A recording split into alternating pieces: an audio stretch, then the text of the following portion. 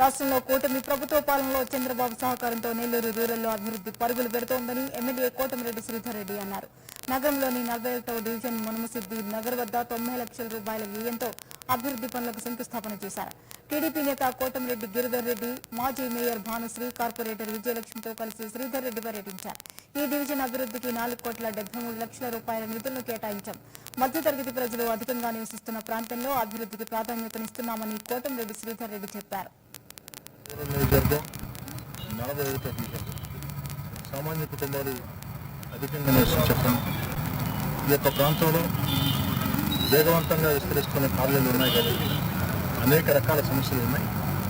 ఇప్పటికే తెలుగుదేశం పార్టీ కూటమి అధికారంలోకి వచ్చిన తర్వాత ఏడాదిలోనే కోట్ల రూపాయలు పెట్టి ఈ యొక్క 41వ డివిజన్లో అభివృద్ధి పనులు పూర్తి చేయడం జరిగింది. దానికి తోడు మరో 90 లక్షల రూపాయల నిధులతో ఈరోజు అభివృద్ధి పనులకి శ్రీకారం చుడుతున్నాం. కానీ ఇంకా కూడా ఈ డివిజన్లో చేయాల్సింది చాలా ఉంది.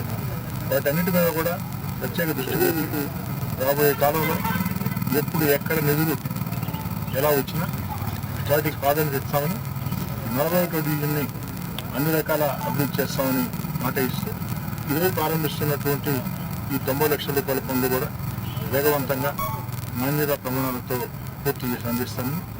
అయితే ఇంకా ఈ డివిజన్లో చేయాల్సిన సమస్యల మీద కూడా ప్రతిపాదనలు సిద్ధం చేయమని అధికారులు చెప్పి నిధుల సౌలభ్యతను బట్టి వాటిని కూడా చేస్తామని.